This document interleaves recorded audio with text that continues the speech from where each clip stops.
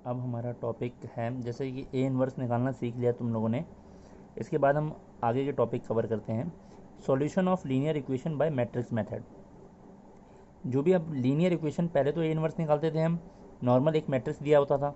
अब linear equation से A inverse निकालना है, कौन सा मेथड है? मैट्रिक्स मेथड से। लेकिन ए इनवर्स निकालना तो हम बाद में सीखेंगे, पहले उससे पहले हम उस इक्वेशन की कंसिस्टेंट और इनकंसिस्टेंट को पहचानते हैं। तो इसके केसेस कैसे कंसिस्टेंट है? कंसिस्टेंट का मतलब होता है जिन इक्वेशन का सॉल्यूशन होता है। इनकंसिस्टेंट होता है जिन इक्वेशन का सॉल्यूशन नहीं होता है। तो कैसे पहचानेंगे?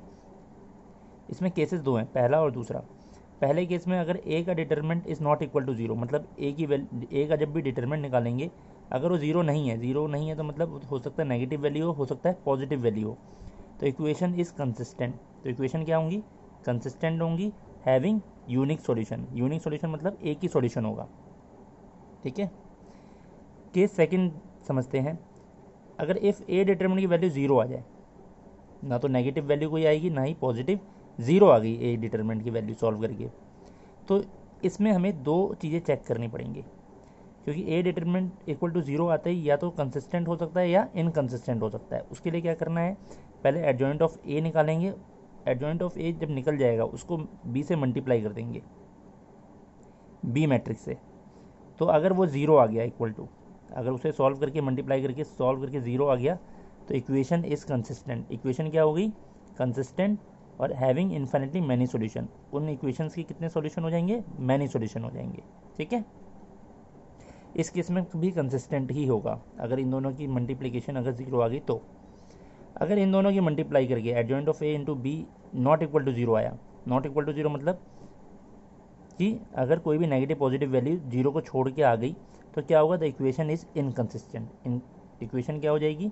इनकंसिस्टेंट होगी, हैविंग नो सॉल्यूशन। तो उस इक्वेशन के सॉल्यूशन होंगे ही नहीं।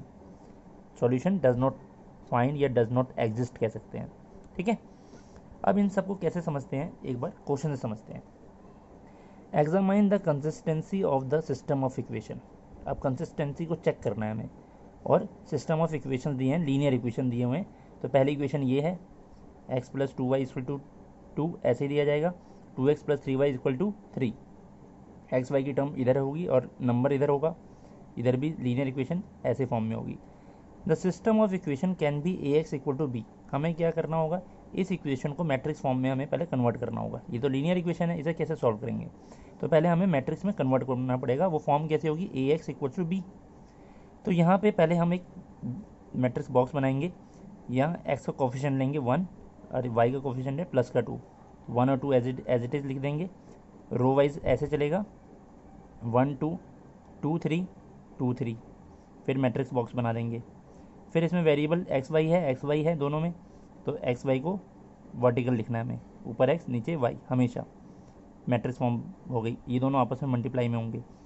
इक्वल टू का साइन है, इक्वल टू का साइन आएगा। 2 और 3 वर्टिकल है तो वर्टिकल 2 3। मतलब इस पूरे लीनियर इक्वेशन को एक मैट्रिक्स फॉर्म में हमने कन्वर्ट करना है। ठीक है। इसको मान लेंगे ए है ये मैट्रिक्स, ये पूरा एक्स वाई स्मॉल वेरिएबल है, तो कैपिटल एक्स मान लेते हैं। कैपिटल एक्स मैट्रिक्स का फॉर्म हो गया, इक्वल्स टू इस मैट्रिक्स को मान लेते हैं बी हो गया। तो ये कौन सी फॉर्म होगी? ए एक्स इक्वल्स टू बी।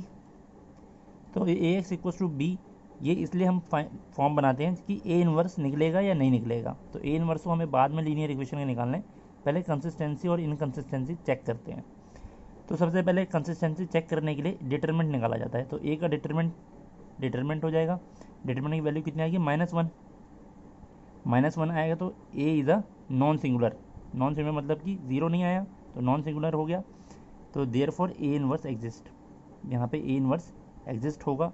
और ऊपर वाले केस की तरह जो हमने a determinant not equal to zero होगा तो कंसिस्टेंट भी है और हैविंग यूनिक सॉल्यूशन। तो हम यहाँ लिख देंगे इक्वेशन इज कंसिस्टेंट और हैविंग यूनिक सॉल्यूशन। ठीक है। तो जो भी नॉन सिंगुलर मतलब जीरो नहीं आएगा तो फर्स्ट केस ए इनवर्स एग्जिस्ट करेगा और इक्वेशन कंसिस्टेंट है और यूनिक सॉल्यूशन है, तो मतलब सॉल्यूशन फाइंड आउट करेंगे और ए इनवर्स भी निकाल सकते हैं। अब सेकंड केस ले लेते हैं, x plus three y equal to 5, और ये भी हमें इक्वेशन दिया है सेम। इन दोनों का, इसका कोफिशिएंट 1 है, इसका +3 है। 1 3 as it is, 2 6 2 6 as it is. Matrix box बना लेंगे। एक्स वाई वर्टिकल लिखना है।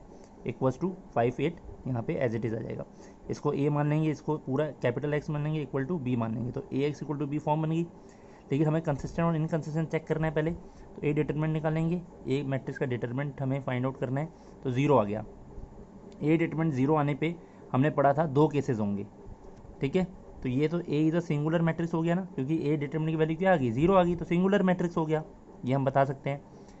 The equation is either consistent और इनकंसिस्टेंट। जो सेकंड केस था उसमें या तो कंसिस्टेंट हो सकता है या इनकंसिस्टेंट होता है, तो उसके बेसिस पे हमें क्या निकालना होगा, एडजॉइंट ऑफ ए और बी से मल्टीप्लाई करना होगा। तो सबसे पहले एडजॉइंट ऑफ ए निकालने के लिए C11 C12 C21 C22 निकालेंगे, ये सारी वैल्यूज़ आ जाएंगी कोफैक्टर। एडजॉइंट ऑफ ए, जैसे हम एडजॉइंट ऑफ ए निकालते हैं उसका ट्रांसपोज करके ये वैल्यू आ गई। फिर एडजॉइंट ऑफ ए को किससे मल्टीप्लाई करके चेक करना है, बी से, इन दोनों को मल्टीप्लाई करेंगे, मल्टीप्लाई करके ये वैल्यू आएगी 6 और -2 आ गई। अगर ये 0 0 हो जाती तो 0 हो जाता, लेकिन यहाँ 6 और -2 आया है, मतलब adjoint of A into B is not equal to 0, मतलब 0 नहीं आया। Adjoint of A into B is not equal to 0, तो सेकंड केस का सेकंड पार्ट हो गया।